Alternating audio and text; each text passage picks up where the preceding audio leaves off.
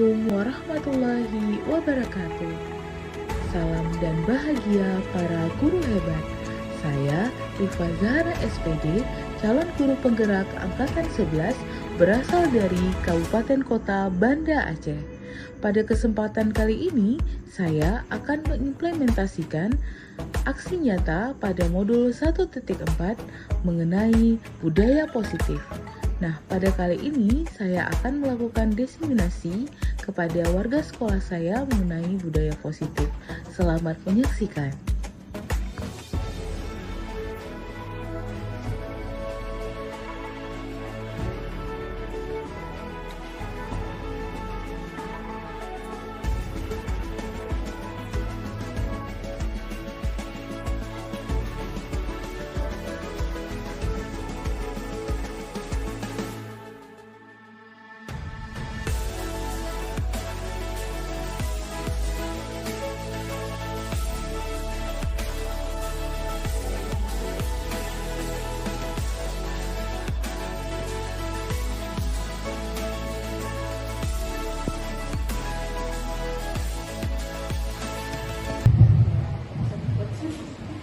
Assalamualaikum warahmatullahi wabarakatuh.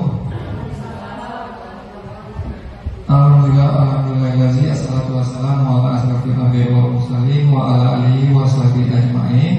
Puji dan syukur mari sama-sama kita haturkan kepada Allah Subhanahu wa taala yang mana oleh Allah masih memberikan kita kesehatan, kesempatan sehingga kita bersama dapat hadir pada kegiatan kombel kita di pertemuan yang ketiga. Untuk pertemuan yang pertama tentang pengisian LHKPMN, untuk pertemuan yang kedua tentang pengisian observasi kelas di PMM. Untuk pertemuan yang ketiga hari ini akan ada pencerahan, mungkin ada materi dari Bu Rifa. Nanti per minggu selanjutnya nanti akan ada materi-materi lainnya. Nah, untuk hari ini sambil menunggu kehadiran kawan-kawan kita mulai acara kita. Sebelum itu, salawat dan salam kita sampaikan ke perempuan yang lebih besar, Nabi Muhammad SAW, yang telah membawa kita dari alam kebodohan kepada alam yang penuh dengan ilmu pengetahuan. Yang pertama sekali, penghormatan saya kepada Bapak Wakil Kepala Sekolah, penghormatan saya kepada Bapak Kepala Sekolah, Bapak Wakil Kepala Sekolah, Bapak Ibu yang telah berhadir untuk mengikuti kegiatan kombel kita. Mungkin untuk hari ini kita mulai acara kita, mungkin ada pencerahan atau pembimbingan dari Bapak Kepala Sekolah. Untuk waktu dan tempatnya kami persilahkan.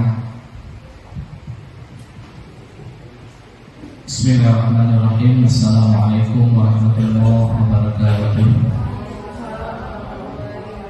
Selamat siang menjelang sore untuk dunia. Izin syukur kita panjatkan kehadirat Allah Subhanahu wa taala.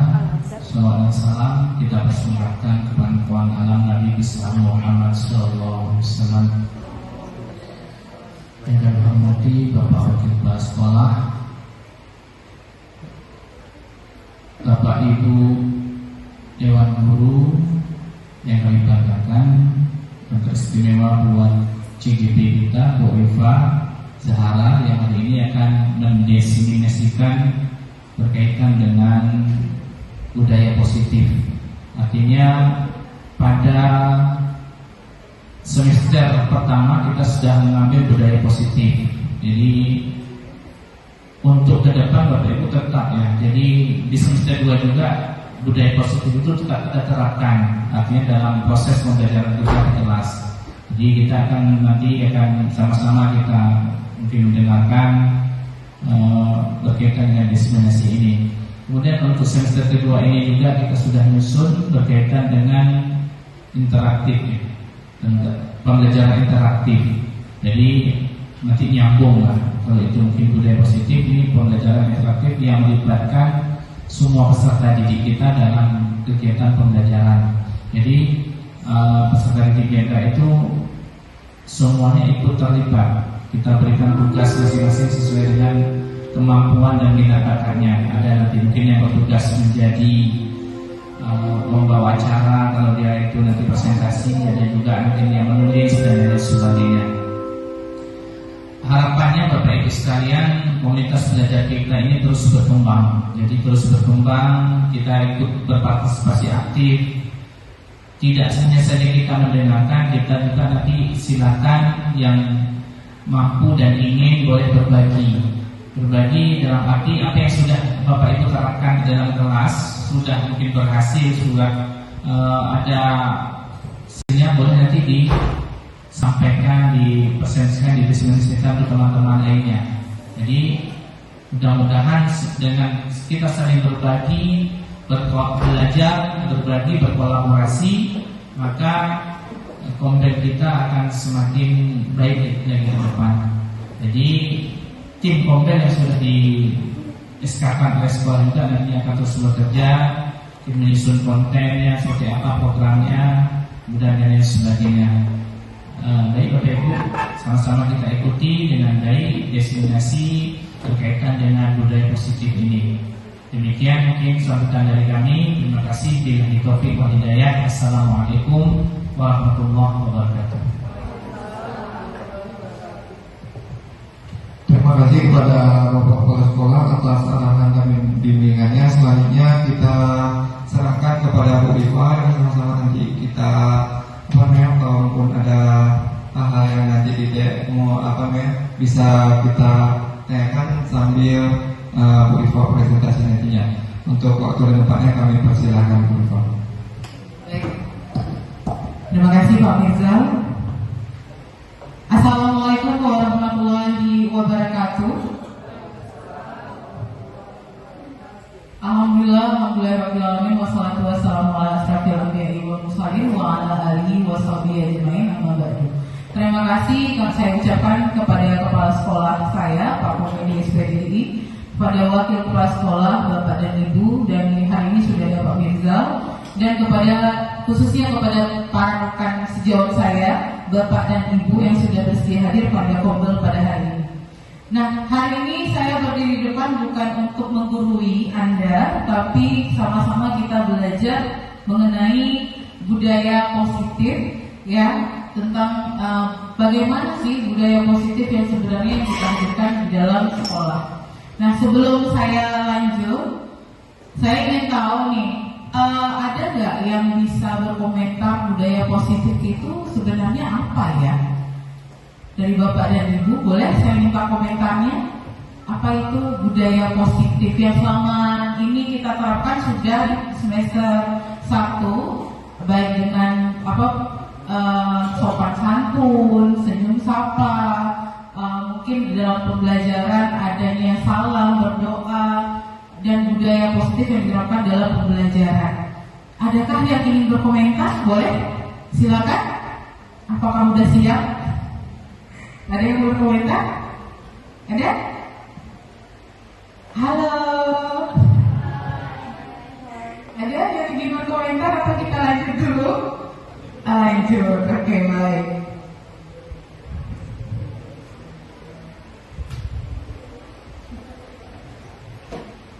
Semangat kan? Semangat. Oke, baik, sebelum kita mulai, saya lupa masalah ini. Kita akan membuat kesepakatan dulu di forum diseminasi ini. Itu saya tulis pertama ada menghargai siapapun menjadi pendengar yang baik.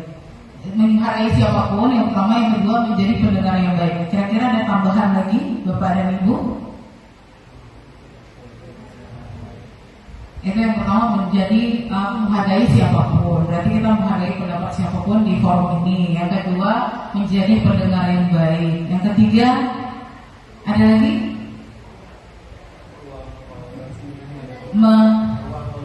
Ruang berkolaborasi. Berarti di ruang ini kita atur sebagai ruang kolaborasi. Terima kasih Pak Mirzal. Ada lagi? Bu Yus, ada Bu Yus yang ditambahkan? Baik, punya waktunya efisien dan efektif. Berarti saya lanjut ya. Sudah dikode ini selalunya. Oke, baik. Iya. Udah makan kan?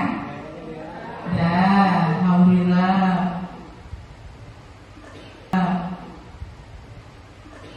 Tapi sebelumnya saya mau semua peserta di dalam ruangan ini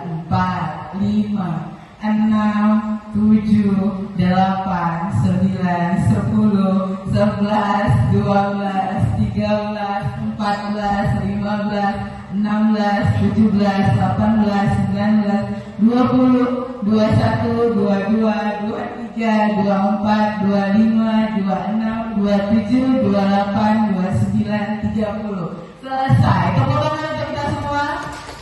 Kenapa saya sebut senyum? Senyum itu merupakan salah satu budaya positif yang paling murah, yang gak pakai modal. Jadi tinggal senyum. Jadi itu boleh diterapkan di dalam kelas kita. Jangan mukanya ngepraok di dalam kelas.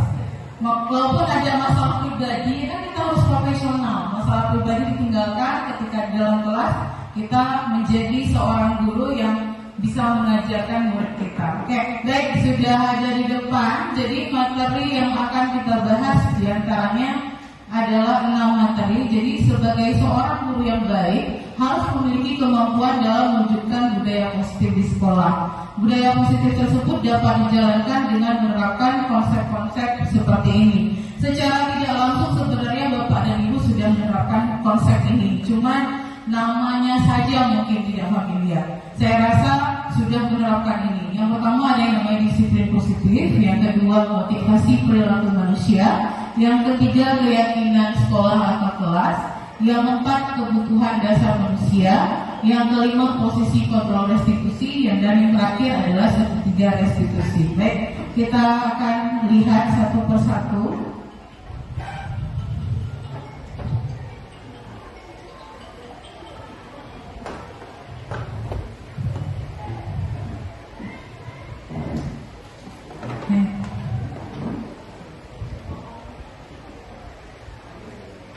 Nah, disiplin positif. Tadi saya sudah tanya apa itu disiplin positif. Nah, disiplin positif itu merupakan suatu cara penerapan disiplin yang mengajarkan anak bertanggung jawab dan menumbuhkan kesadaran diri berdasarkan nilai-nilai kebajikan. Jadi misalnya nih yang kita terapkan di sekolah, tidak membuang sampah sembarangan. Sebenarnya ada nilai kebajikan di dalam hal tersebut. Berarti mengajarkan anak untuk bertanggung jawab. Jadi jangan buang sampah nak ya. Jadi dia akan melakukan buang sampah pada tempatnya. Terus membawa buku catatan misalnya di pelajaran kita, menyalami guru ketika datang sekolah, dan itu sudah kita lakukan di pagi hari. Ada piket 4S yang Bapak Ibu lakukan di setiap pagi. Itu contohnya. Nah, nilai kebajikan yang diharapkan itu sebenarnya berkaitan dengan 6 dimensi profil pelajar Pancasila. Jadi disiplin positif ini juga mengarah ke disiplin diri yang dapat mengontrol diri dalam melakukan segala tindakan. Jadi kita ingin menanamkan kepada siswa kita apa yang dilakukan oleh mereka itu bukan dipaksa oleh gurunya, tapi sadar akan diri sendiri. Maka ketika kita menginginkan siswa kita untuk melakukan hal tersebut, maka yang dicontoh siapa? Yang dicontoh adalah gurunya kita. Berarti mulai dari diri kita.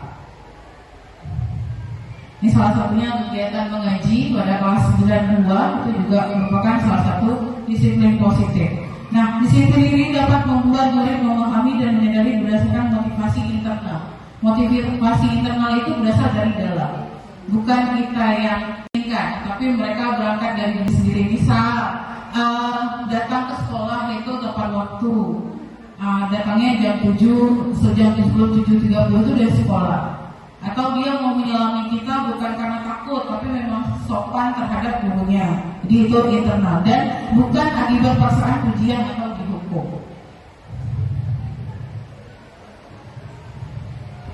Nah, ini yang saya bilang tadi, sebenarnya nilai kebajikan itu banyak karena kita di kurikulum Merdeka, maka patokannya adalah tadi 6 dimensi profil pelajar Pancasila. Saya rasa Bapak Ibu sudah tahu. Nah, selanjutnya adalah motivasi perilaku manusia. Kenapa anak kita di kelas itu banyak buat tingkah, banyak buat masalah? Ya kan, selama ini kita lihat ada aja masalahnya. Misalnya keluar dari kelas, gurunya ngomel. Ih, tadi kan ngajar bla maksud saya. Tadi saya baru melakukan itu di depan Miss Virus ya. Ya, saya mengadu ke Miss Virus. Jadi saya mengumbar dan itu belum 100% juga di saya. Jadi kita sama-sama belajar. Di keluar dari kelas kita mengumbar ternyata kenapa sih anak itu buat masalah di kelas. Misalnya tadi contoh yang di kelas saya adalah ketika saya sedang membimbing secara individual anak membuat teks laporan hasil observasi, anak tersebut memutar-mutar kacunya. Padahal kan hari ini pakai kacu nggak? Hari ini nggak pakai kacu ya. Hari ini hari Senin. Kacu itu dikeluarkan dalam tas, dari tas dia pakai itu di muka dia putar-putar. Ketika tadi saya mengajar di kelas. Jadi kenapa seperti itu? Karena membimbing tadi anak-anak menutupi saya. Terus saya ngintip, itu kayaknya ada yang aneh. Memang dia lagi putar-putar muka dia pakai kacu. Dan tugas saya setengah baru dibuatnya. Saya panggil, kenapa nak? Ada apa? Terus dia bilang, saya nggak bisa buat dulu. Kalau nggak bisa buat ditanya, jangan buat hal lain. Berarti dia perlu diperhatikan, perlu ditanyai, kenapa, ada apa. Dan saya perlu berbicara langsung dengan walasnya mungkin, karena sudah beberapa kali.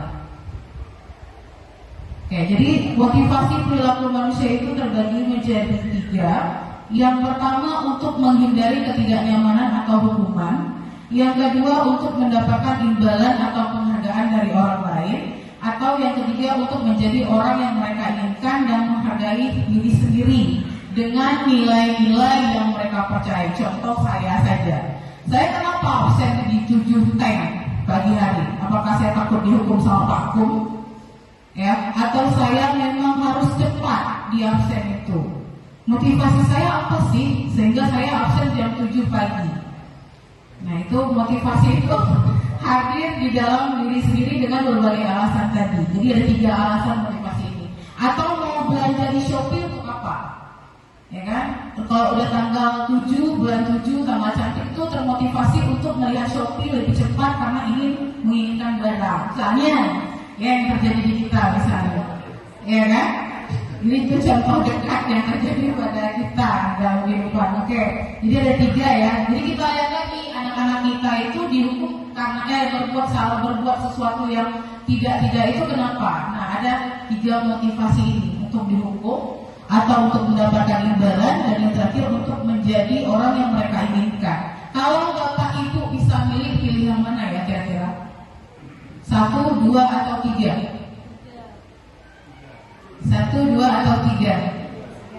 3 ya, berarti karena yang paling masuk sendiri itu adalah nomor 3. Karena keinginan diri sendiri bukan yang 1 atau 2. Tapi realitanya berbeda dengan ekspektasi. Gak apa-apa, karena lagi belajar. Oke, lanjut. Nah, ini saya rasa sudah dibuat sama Bapak dan Ibu tentang keyakinan kelas. Sudah? Sudah ya? Kira-kira bagaimana cara membuat keyakinan kelas? Pertama yang dilakukan apa? Berdiskusi nggak dengan anandanya? Diskusi. Setelah itu baru ditetapkan poin-poinnya. Ada nggak mengulik nilai kebajikan di dalam peraturan itu, dalam kesepakatan? Ada. Kayaknya Bu Ririn deh yang ada banyak. Kira-kira contohnya apa Bu Ririn? Saya mau tahu. Karena Bu Ririn nggak banyak katanya. Iya, yang Bu Ririn ingat. Pertama, yang paling penting kali ini mengurangi sampah plastik. Jadi di kelas 82, karena saya wali kelas 82, anak-anaknya saya wajibkan membawa tumbler dan wadah. Contoh yang suka makan mie ayam atau bakso, bawa aja mangkuk kayak bakso itu dari rumah. Dan saya siapkan saya nggak sebut brand, cuci piring dan spons, cuci piring dan spons, sehingga anak setelah makan langsung cuci taruh di laci. Jadi besoknya dia mau jajan dia ambil aja di lacinya. Jadi salah satu upaya walaupun hal sederhana, mudah-mudahan bisa mengurangi sampah plastik seperti itu. Itu salah satunya. Salah duanya ada? Salah duanya apa ya? Tunggu. mengerjakan tugas tepat waktu. Mengerjakan tugas tepat waktu. Saya ternyata pelajari sifat anak saya di kelas itu karena mungkin dia menganggap ini wali kelas, ibaratnya mama kandungnya lah di sekolah. Jadi mereka kayak manja. Jadi saya buat perjanjian itu kita harus tepat waktu. Pernah saya kasih waktu, seandainya gini, membuat sebuah gerak 1x8. 1x8 itu kan hitungan 1 sampai 8, nggak sampai berjam-jam menciptakan itu sebenarnya. Tapi karena mereka sering menganggap, oh Bu Ririn itu orangnya karena suka manjain anak, jadi nggak apa-apa, besok aja. Jadi kalau saya buat kesepakatan itu, saya ada poin-poin, bukan sanksi ya, apa ya? Konsekuensinya seperti itu. Ada lagi yang sudah? Kalau Bu Ririn mungkin dari segi bagus ya, dari segi program kita juga ada Bianca tadi membawa tempat. Kalau dari saya yang sudah saya buat kesepakatan ataupun keyakinan. Kalau biasanya saya mengajar di jam 4.5 selesai mapel olahraga. Jadi pas di awal tahun ajaran itu saya lihat anak-anak masih mengganti baju olahraga di jam pelajaran saya. Terus saya komunikasikan ke anak bahwa di jam pelajaran bahasa Indonesia itu bukan waktu untuk ganti baju. Karena ganti baju jam mapel olahraga tetap diberikan oleh guru olahraga.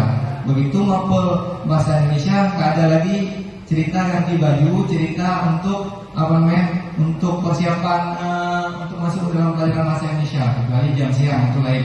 Oke, baik, berarti komitmen yang diajarkan oleh Pak Mirza kalau jam PJO kelas sudah selesai ganti baju, jam pelajaran bahasa Indonesia tidak boleh menggunakan baju olahraga lagi. Oke, itu kalau dari Pak Mirza versi kesepakatan kelas yang dilakukan di jam mapelnya. Kalau Bu Ririn tadi bersama wali kelas dan anak didiknya kelas 8-2. Oke, baik. Itu ada contoh tadi ada 2 ya. Mungkin di kelas lain mungkin beragam lagi. Kita lanjut ya. Nah, jadi di keyakinan kelas itu pertama guru berperan dalam mewujudkan terbentuknya keyakinan sekolah atau kelas dengan adanya kesepakatan itu sudah dilakukan ya, sudah dengan diskusi bersama anggota kelas.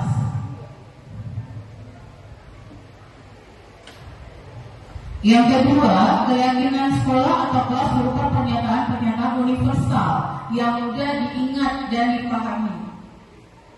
Ya kan, misalnya membuang sampah pada tempatnya, seperti yang kita kemarin buat di karakter mulia kemarin, berkata sopan, tapi disarankan tidak memakai kata jangan atau tidak, atau kata yang bersifat negatif, karena kata yang bersifat negatif itu akan dilakukan. Contoh, sekarang saya lakukan, jangan bayangkan semut ya, terbayang tidak? Terbayang nggak semut? Terbayang, pasti akan dipikirkan semut itu seperti apa. Maka kata jangan atau tidak atau kata negatif bukan tidak boleh ada di dalam kesepakatan kelas. Maka akan dilakukan sebaliknya. Karena nanti ada kata-kata peraturan itu untuk dilanggar, bukan untuk disepakati.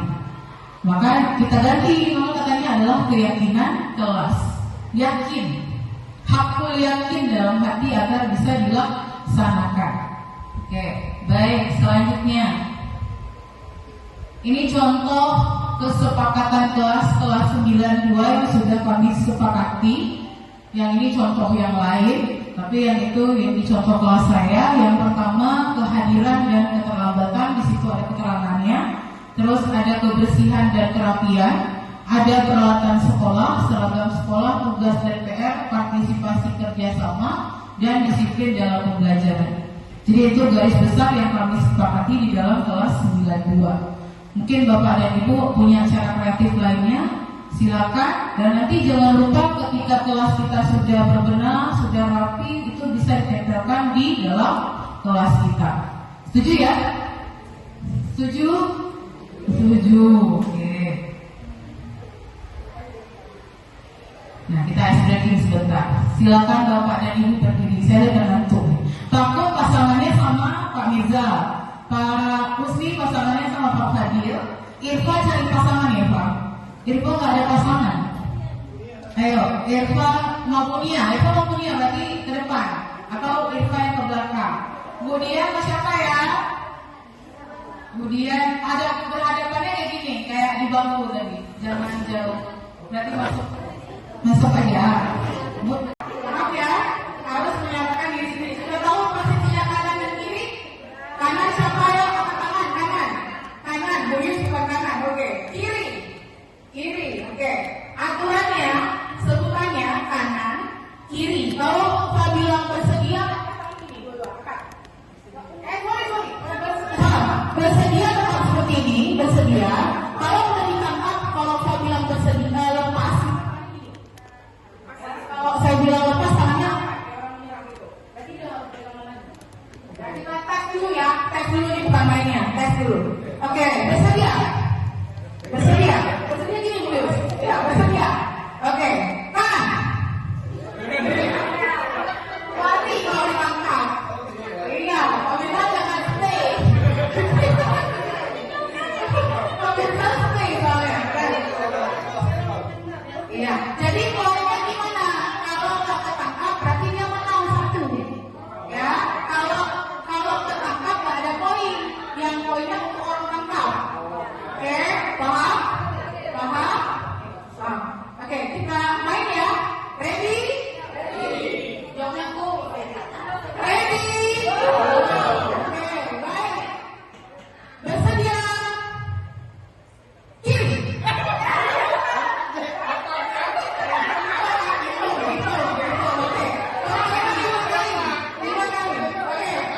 Lepas. Oke, bersedia?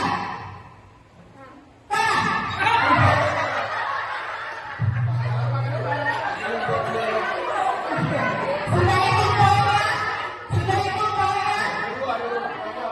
Oke, lanjut. Lepas. Bersedia? Depan. Nggak ada. Depan, Pak. Depan. Instruksinya kanan, kiri. Oke, Pak. Ternyata berkenan. Oke. Baik. Sekali lagi ya. Lepas. Bersedia?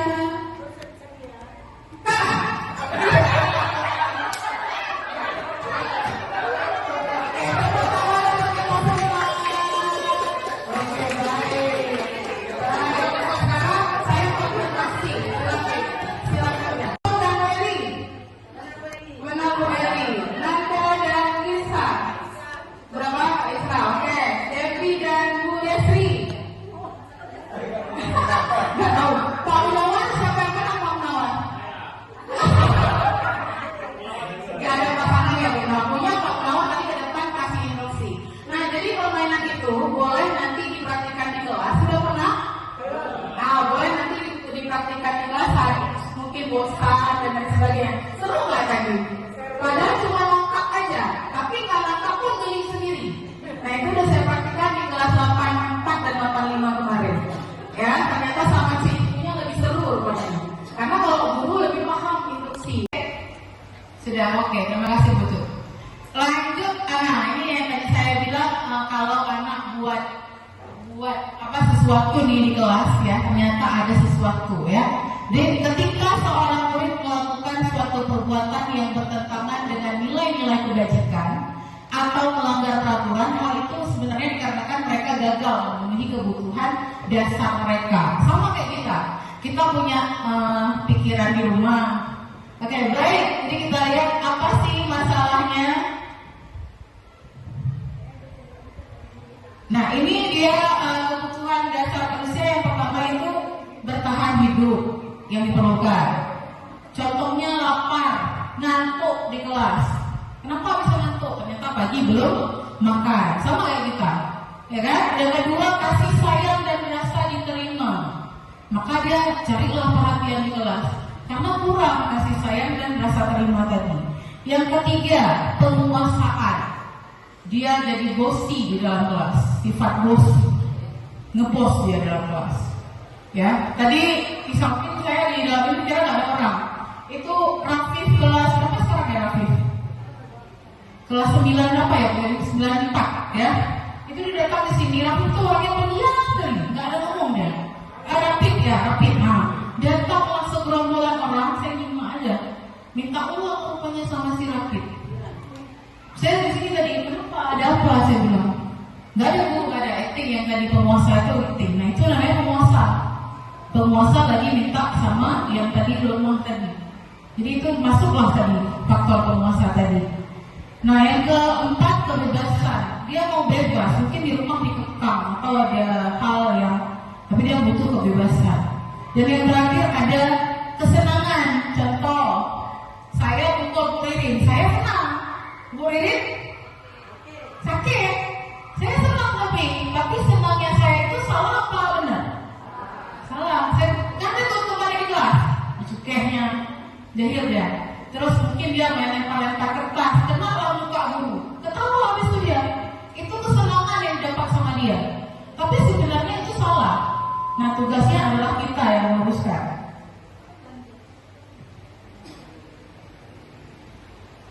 Nah contoh nih, ada sebuah kasus. Ibu Zulaika, guru wali kelas 9H, sedang bingung menghadapi ulah salah satu murid kelasnya. Namanya Tommy. Beberapa anak telah mengeluhkan Tommy yang seringkali meminta bekal makan siang mereka dengan paksa. Jika Anda menghadapi situasi seperti Ibu Zulaika, apa yang akan Anda lakukan? Menurut Anda kira-kira apa alasan melakukan hal itu? Siapa tadi si Jomi itu? Kira-kira apa? Ada yang mau berkomentar? Kira-kira alasannya kenapa? Saya ulang lagi nih. Ibu Zulaika, guru wali kelas 9H, sedang bingung menghadapi ulah salah satu murid di kelasnya, Tommy. Beberapa anak telah mengeluhkan Tommy yang seringkali meminta bekal makan siang mereka dengan paksa.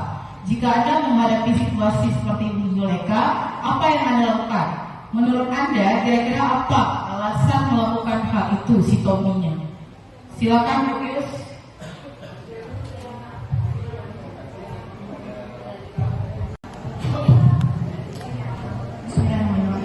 Ini saya coba ya Bu. Ya silakan Bu. Tidak ada yang salah dalam pembelajaran, yang penting ujian betul. Saya kan pernah menghadapi juga tipe murid seperti di dalam kelas. Ketika saya melihat, sebelum saya menegur dia, saya bertanya dulu. Kira-kira di gambaran pikiran saya itu anak ini pasti membutuhkan sesuatu. Nah, saya tanya, kamu sudah makan? Kamu sudah sarapan tadi? Memang dia bilang sudah. Tapi Ibu tidak yakin kalau kamu sudah makan ataupun sudah sarapan. Kalau memang kamu butuh, bagaimana kalau misalnya Ibu belikan ke kamu? Ibu kasih ke kamu. Saya tanyakan seperti itu. Dengan malu-malunya, kemudian kita bisa melihat dari dia bahwasanya kalau kita memberikan untuk dia akan terima seperti itu. Dan seterusnya saya tanyakan lagi, kalau kamu Ibu berikan sesuatu, kamu terima, Ibu senang. Kenapa Ibu senang? Karena Ibu sudah berusaha mencoba berbuat baik ke kamu dan Ibu merasa kamu menghargai pemberian Ibu. Itu satu. Nah, kemudian dari balik cerita ini kita juga memberi nasihat tersirat kepada dia. Nah, kalau kamu memang butuh sesuatu, alangkah baiknya kamu minta secara baik-baik, bukan dengan cara tak paksa. Karena siapapun diri kita yang melakukan sesuatu bukan dengan kerelaan hati, itu pasti ada rasanya yang tidak nyaman. Nah, itu yang pertama. Kemudian kita juga perlu mempelajari juga psikologi sana. Memang pada biasanya anak yang punya karakter suka mengambil punya orang secara paksa ataupun secara diam-diam ataupun maaf cakap dengan kata lain kita bilang suka mengambil atau mencuri juga mencuri di dalam kelas. Ini kebiasaan anak ini memang dia tidak terlatih untuk menerima pemberian ataupun dia mungkin sering menerima pemberian dari orang lain tetapi dengan penerimaan diri dia yang tidak nyaman. Nah, itu kira-kira dari saya.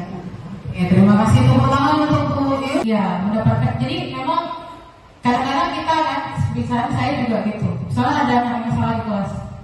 Kalau kita tidak main kayak gini, sepertinya kita selalu menuduh, langsung menuduh. Kenapa kamu gitu? Kenapa kamu seperti itu? Pertanyaan kita langsung nadanya nada tinggi. itu. Kenapa? Ngapain nak? Apa yang kamu buat? Jadi terkesan nada suara kita itu marah.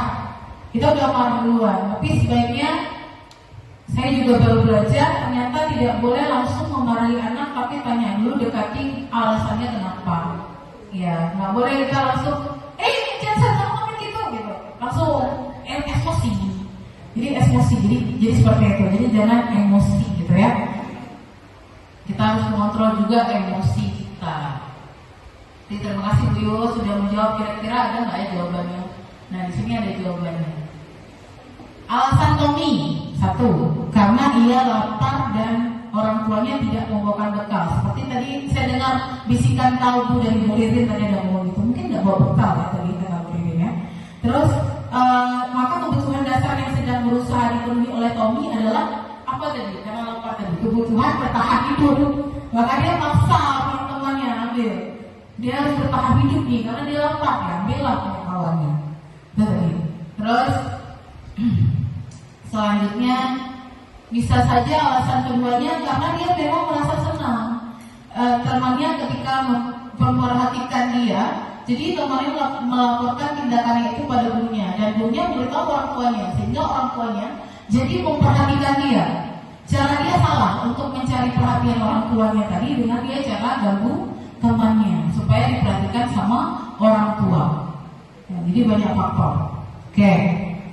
Jadi itu ya salah dua atau salah satu mengapa seseorang anak itu melakukan hal itu. Banyak ada bosan dan lain sebagainya. Jadi banyak hal yang dilakukan tadi karena 5 faktor tadi. 5 faktor kebutuhan dasar yang tidak dipenuhi oleh seorang anak. Paham Bapak dan Ibu?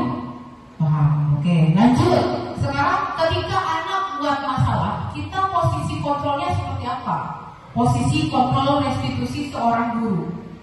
Apakah kita jadi manajer, jadi pemantau, jadi pembuat merasa bersalah, jadi penghukum, ya? Kira-kira yang mana?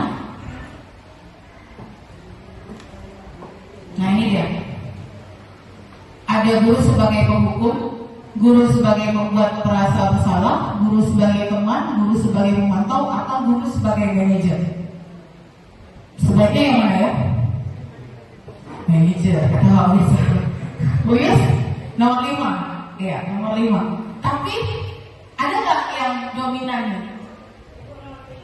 Nomor 3, teman. Oke, teman. Oke, kita lihat penjelasannya. Nah ini dia banyak. Jadi kalau jadi guru berbuat nih, ada penghukum menghatik, menunjuk-nunjuk, menyakiti, menyindir, itu yang menghukum. Ya terus kalau yang guru berkata, kalau menghukum tadi, kalau kamu tidak melaksanakan, awas ya rasakan. Ada nggak tuh ya keluar ya? Terus hasilnya tambah memberontak menyalahkan orang lain dan berbohong. Ternyata dampaknya lebih besar, lebih berat. Terus kaitan dengan dunia berkualitas. Murid mengatakan guru di luar dunia berkualitas. Itu kalau tadi penghukum. Terus ada murid berkata, biarkan saja, nanti juga marah-marah lagi. Siapa yang marah-marah lagi? Gurunya, ya kan? Terus dampak pada murid, mengulangi. Saya pernah tuh dan diulang-ulang lagi. Bu, saya dihukum dia. Ulang lagi perbuatan itu lagi. Salah saya, kalau saya hukum, ya kan? Terus yang kedua, membuat merasa bersalah, berceramah dan mengatakan seharusnya ibu kecewa sama kamu, ibu sedih. Siapa yang merasa bersalah? Kita salahin anak untuk dampak emosi yang kita dapatkan. Saya kecewa, saya sedih. Yang merasa bersalah itu anak. Kamu seharusnya kamu sudah tahu, ibu lelah sekali mengatakannya, ibu stres. Tambah stres ya. Terus menyembunyikan, menyangkal dan berbohong, maksudnya kaitan dengan dunia berkualitas. Murid meletakkan guru di dalam dunia berkualitas, jadi di dalam itu disalahkan tapi salahkan guru. Murid berkata maafkan saya.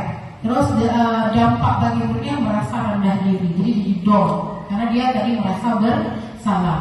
Yang jadi teman nih Bu Hanum yang bilang kalau tadi sebagai teman, guru berbuat nih, membuat alasan-alasan untuk muridnya. Terus guru berkata, ayolah lakukan demi ibu. Masa kamu tidak mau? Ingat tidak ibu pernah bantu. Itu kata gurunya. Lalu kata hasilnya apa? Ketergantungan. Dia kan ketergantungan sama kita.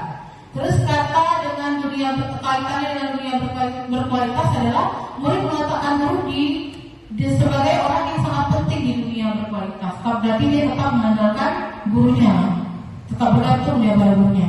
Terus murid berkata, saya pikir bapak atau ibu teman saya, ternyata begitu. Ya, saya pikir bapak dan ibu itu teman saya, ternyata begitu. Ya, terus di dalam muridnya apa dampaknya? Lemah, tidak mandiri dan tergantung. Itu dampaknya teman. Tapi bagus, cuman ada dampak yang ditimbulkan seperti itu. Kalau pemantau, dia gurunya berbuat menghitung dan mengukur. Sedangkan perkataannya misalnya, apa peraturannya? Kamu sudah salah, peraturannya apa? Terus hasilnya menyelesaikan diri bila diawasi. Terus kata dengan kaitannya adalah murid meletakkan guru peraturan dan hukum di dunia berkualitas. Berarti ada peraturan dan hukum. Terus berapa banyak bintang yang saya harus peroleh? Berapa halaman yang saya harus tulis? Jadi kan ada peraturan, ada hukuman tadi. Ya, berapa bintang yang harus saya dapatkan? Bintang di sini maksudnya penghargaan. Dan berapa halaman yang harus saya tulis untuk dapat bintang tadi. Terus ada dampaknya apa? Memberatkan pada sanksi atau hadiah untuk dirinya. Jadi kalau dia nggak ada sanksi sama hadiah, dia nggak akan buat. Sorry itu nggak ada hadiah, nggak ada hadiahnya, coklat ya kasih saya nggak buat. Maaf ya bu. Nah itu perkataan dari si anak. Nah yang terakhir ini adalah manajer. Ini tahta paling tinggi. Tahta yang seharusnya dan sebaiknya kita punya. Ya. Guru berbuat mengajukan pertanyaan-pertanyaan. Kayak tadi tuh kayak dulu ceritanya kan. Terus guru berkata, apa yang kita yakini? Kita kan punya kesepakatan kelas. Apa yang kita yakini? Misalnya tadi anak membuang sampah sembarangan. Bu, kita sepakat untuk tidak buang sampah di kelas.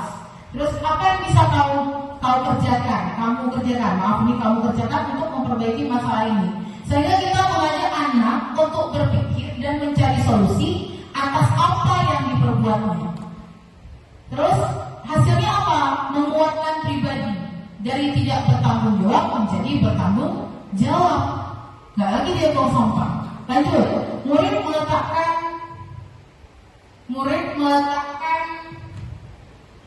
dirinya sebagai individu yang positif dalam dunia berkualitas. Jadi tadi karena dia udah bisa merubah dirinya keadaan yang menjadi lebih baik, maka dia akan berkualitas di dalam dunia bermasyarakat. Selanjutnya, bagaimana cara yang saya bisa perbaiki atau memperbaiki keadaan?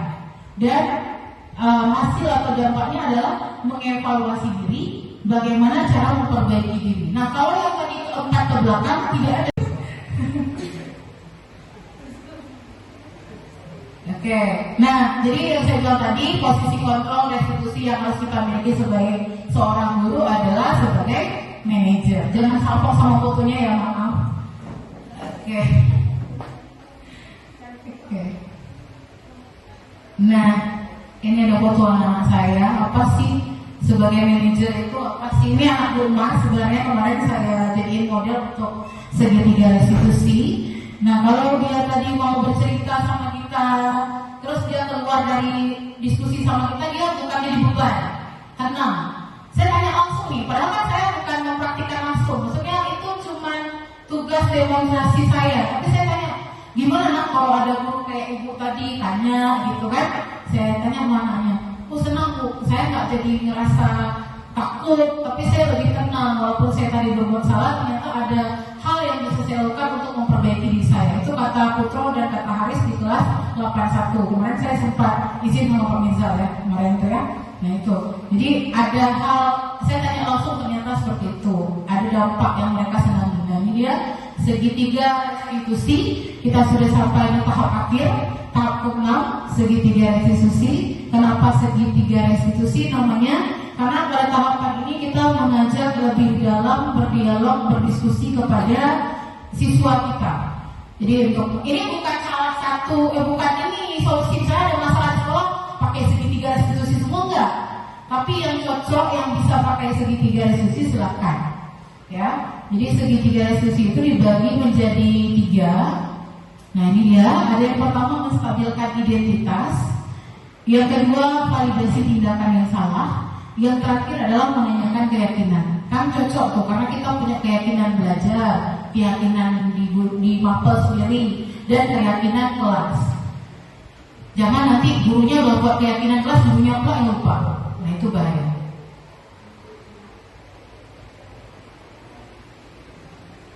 Nah, jadi apa itu menstabilkan identitas? Menstabilkan identitas adalah prinsip bahwa membuat kesalahan adalah bagian dari proses pembelajaran yang nantinya akan menggeser identitas gagal ke arah identitas sukses. Kita pernah buat salah nggak? Guru, pernah buat salah nggak? Pernah datang telat nggak?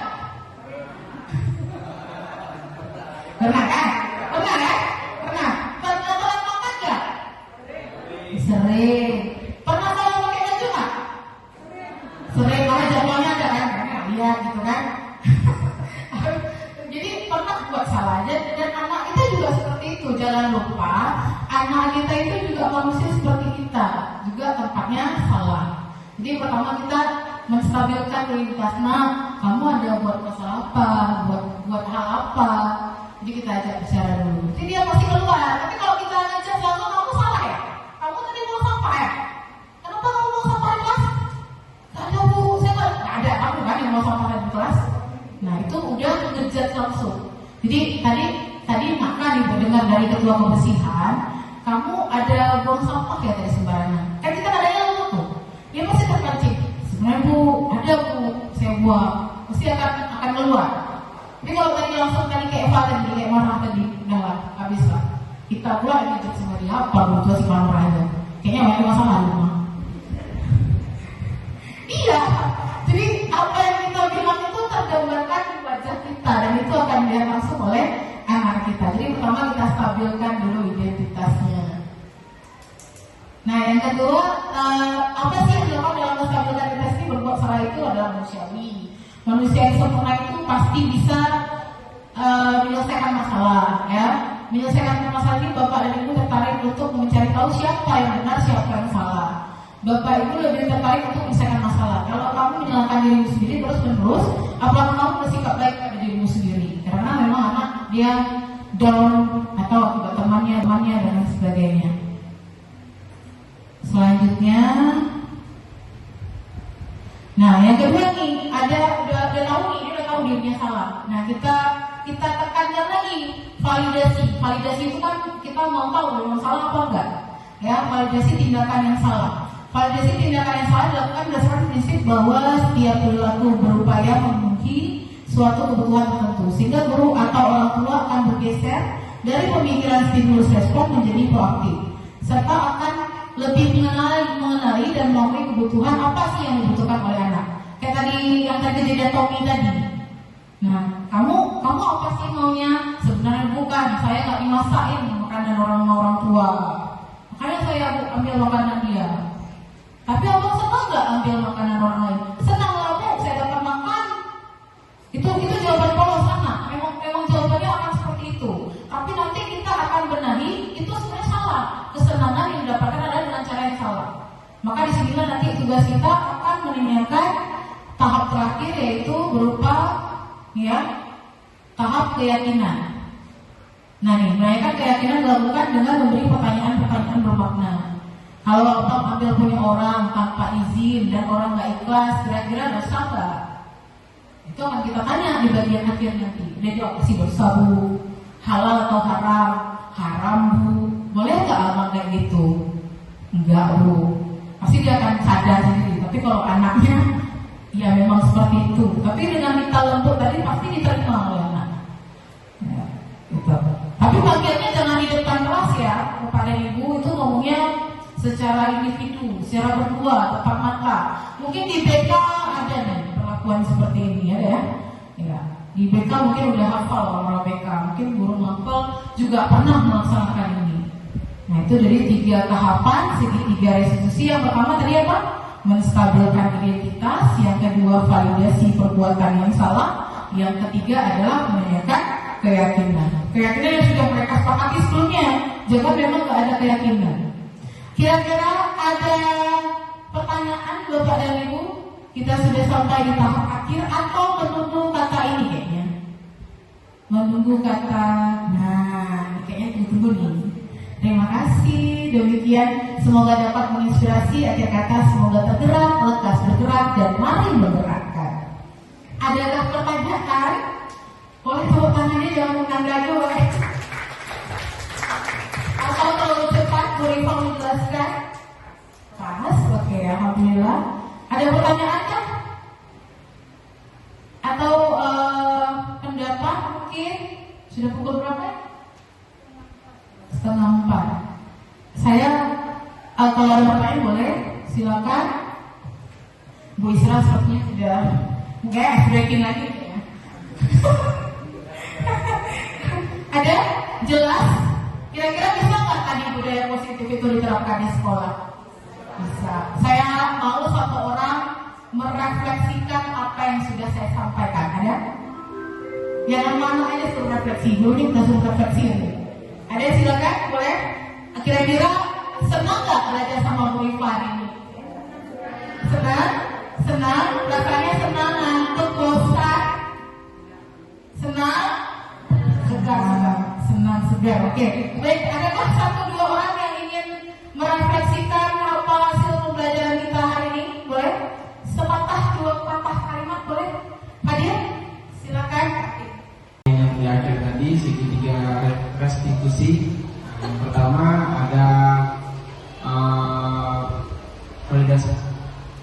menstabilkan identitas. Yang kedua ada validasi kesalahan dan keyakinan kelas. Jadi yang dapat kita ambil kesimpulan yaitu stabilkan identitas itu yang dapat saya tarik kesimpulannya adalah bagaimana anak tersebut bisa mengeluarkan undang-undangnya ataupun masalahnya tanpa harus kita ngejas gitu. Terus berangkat dari tahap tersebut kita bisa memberikan validasi atas kesalahannya, baik itu kesalahan yang diakui ataupun kesalahan berpikir dari anak tersebut. Nah, saat salah berpikir setelah peran guru sebagai membentukkan apa perilaku yang harus ditampilkan ataupun perilaku yang harus dilakukan. Dan terakhir finishingnya itu terhadap keyakinan. Nah, setelah timbul tadi validasi, setelah aksi yang akan dilakukan ke depannya harus bagaimana, ataupun perbaikan yang harus dilakukan seperti apa. Ya, tidak lepas dari peran guru tersebut memberikan bantuan bimbingan kepada peserta didik. Dan dapat saya kesimpulan. Assalamualaikum warahmatullahi wabarakatuh. Baik, terima kasih atas kesempatannya. Jadi dari refleksi hasil mengikuti Pondal dengan Ibu Rifa hari ini, saya menangkap bahwa sebagai seorang guru ternyata tidak harus selalu mendikte siswa terhadap apa yang harus dilakukan, tetapi juga perlu memahami dari sudut pandang siswa mengapa mereka melakukan hal tersebut. Jadi dibandingkan untuk menjudge mereka terhadap perbuatannya, alangkah lebih baiknya kita telusuri dulu apa alasan dibalik siswa melakukan hal tersebut. Kemudian saya juga menangkap tadi bahwa ternyata disiplin positif itu memang mungkin akan susah, akan sedikit sulit untuk diterapkan karena terkesan seperti memberikan siswa kesempatan untuk melakukan hal-hal yang mereka inginkan, walaupun itu mungkin belum baik untuk mereka, tetapi tugas guru tadi adalah sebagai manajer ya untuk memantau, untuk melihat perkembangan mereka. Pelan-pelan semoga nanti hasil penerapan disiplin positif itu juga dapat memberikan dampak positif kepada siswa dalam lingkungan sekolah. Terima kasih. Saya serahkan kembali kepada Ibu Rifa yang sudah berefleksi pada tahap pembelajaran pada hari ini. Semoga apa yang disampaikan, apa saya sampaikan tadi bisa langsung dieksekusi dengan baik. Mari sama-sama kita belajar dan berkolaborasi tentunya untuk menghadirkan budaya positif di sekolah. Lebih dari kurang saya mohon maaf untuk pembelajaran hari ini. Saya akhiri. Wassalamualaikum warahmatullahi wabarakatuh.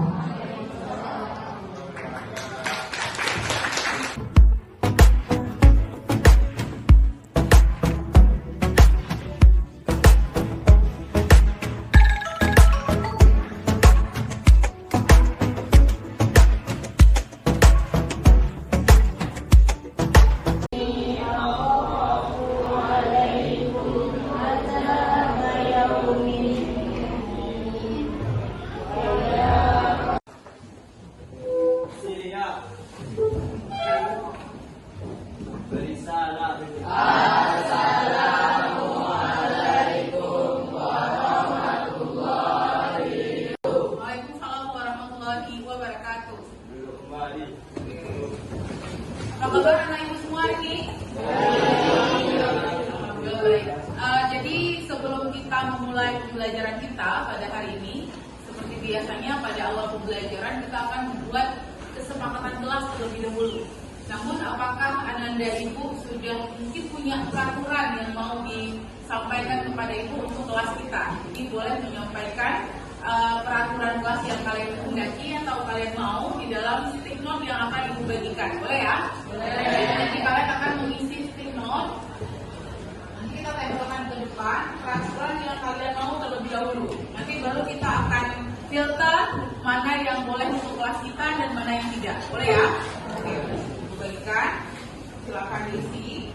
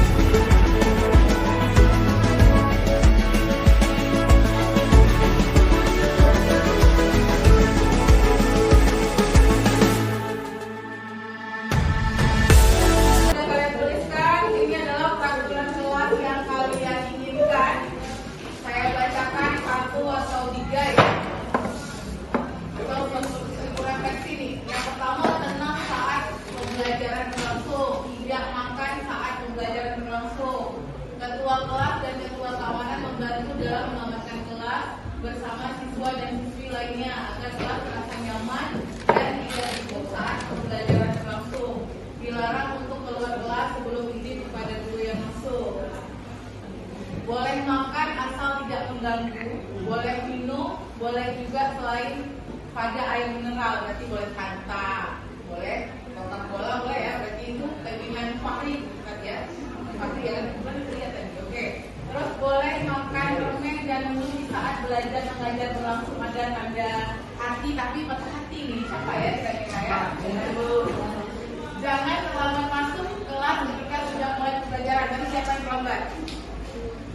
Oke, jangan terlambat. Oke ya, terus tidak libur sama ya. Selama pelajaran bahasa Indonesia boleh makan permen, kenapa bahasa Indonesia aja ya? Yang lain boleh ya?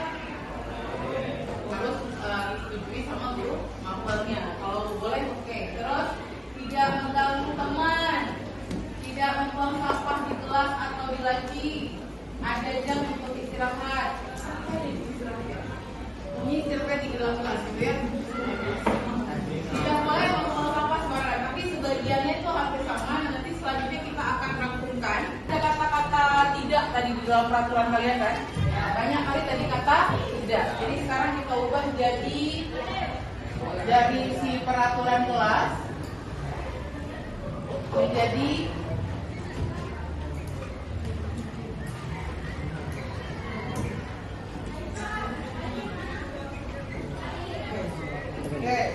Jadi yang pertama, ya kita ubah dulu dari kata tadi. Kata ini banyak kata apa tadi? Kata negatif. Ada kata apa tadi? Tidak. Nah, dan kalau ilmu psikolog ya, atau ilmu psikologi, kata jangan atau tidak itu berarti akan dilakukan.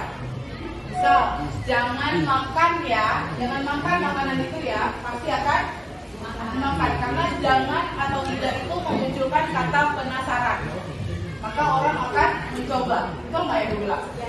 Jangan bayangin gajah ya. Jangan bayangkan gajah ya. Pikirannya? Kita bayang gajah. Ya kan langsung terbayang gajah itu bentuknya seperti apa yang kalian inginkan, yang kalian imajinasikan. Maka kata jangan itu sebenarnya adalah untuk dilanggar atau untuk dilakukan karena penasaran. Jadi supaya nggak dilanggar. Peraturan itu kan bukan untuk dilanggar, tapi untuk dipatuhi. Tapi itu nggak akan buat namanya peraturan kelas. Namanya adalah keyakinan kelas. Kenapa dengan kata yakin? Karena kalau dengan kata yakin, insya Allah dijalani. Ya, kalau misalnya peraturan ngapain gitu, ya kan langsung dilanggar. Oke, sekarang kita ubah tadi contohnya itu ambil gak usah terlalu banyak, nanti kalau banyak kali nggak dipatuhi juga ya, itu tidak dijalankan. Oke, yang pertama tidak boleh pulang sebelum semua anggota piket pulang. Kira-kira itu dibuatnya gimana? Masuk kemana tuh? Masuk kebersihan kan? Ya, berarti yang pertama boleh kita buat berarti menjaga disiplin pelaksanaan apa? Pelaksanaan piket kelas. Ya, habis itu yang kedua, setelah itu ada lagi tadi kata tidak.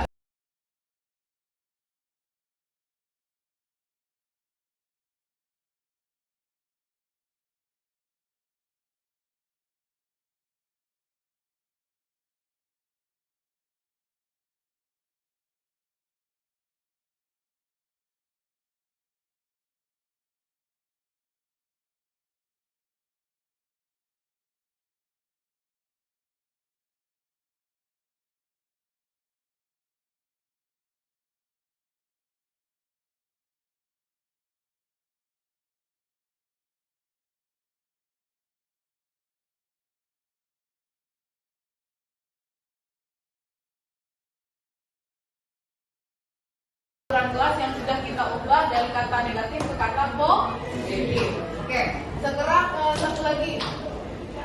Kira-kira nih keyakinan kelas atau kesepakatan kelas ini tidak boleh hanya tulisan saja, maksudnya hanya sebatas tulisan, tapi ada nilai-nilai kebajikan yang tertera dalam peraturan kelas ini. Kita lihat yuk nilai kebajikannya apa aja.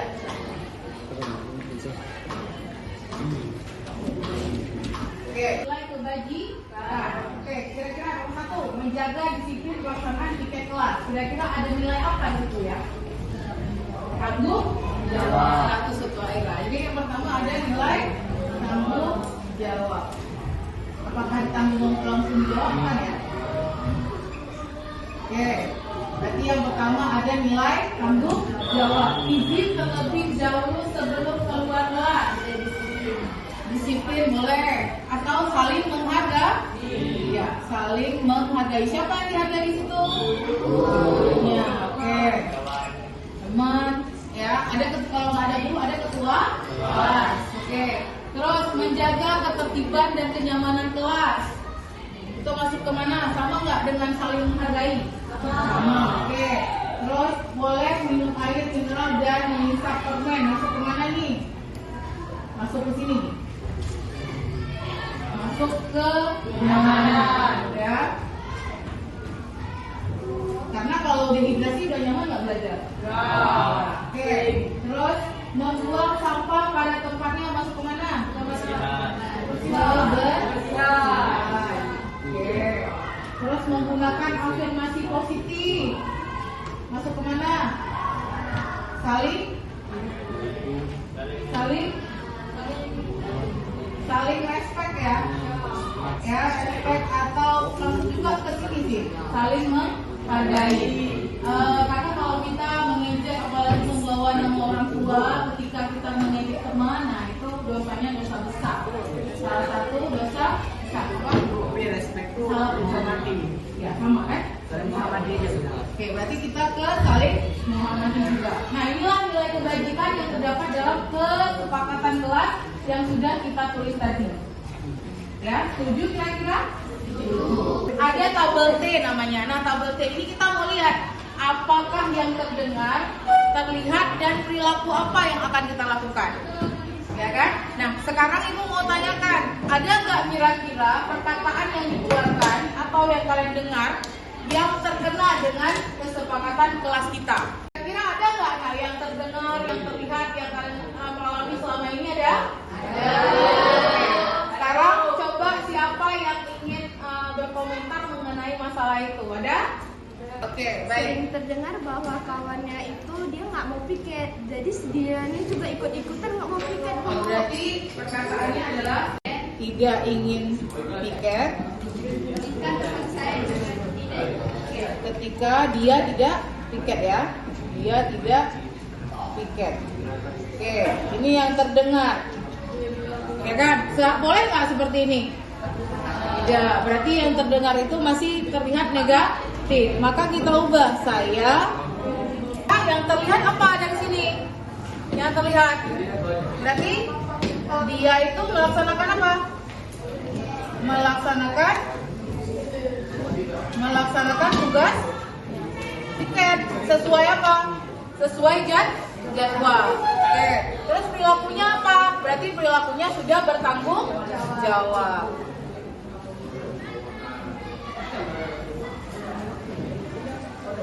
Kira-kira paham? Baiklah, setelah kita sudah berapa alur sudah ini? Berapa? 1, 2, 3, ada 4 sudah ya kan? Ada 4 langkah yang sudah kita lalui untuk mengungkapkan keyakinan kelas berapa ini? 2. Oke, baik. Setelah itu ada tugas guru dan tugas siswa. Dari sini nih, kira-kira yang termasuk tugas guru yang mana? Melaksanakan disiplin dan menjaga disiplin pelaksanaan piket kelas, apakah tugas guru? Tugas siapa juga?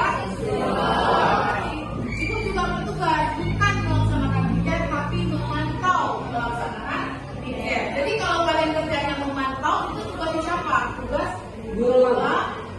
Juga sama kayak itu, tugas ketua kebersihan, ya? Atau sama dengan saya, dia yang membantu saya untuk memantau pelaksanaan piket itu terjadi atau tidak. Oke, lanjut. Izin terlebih dahulu. Tugas guru atau tugas siswa?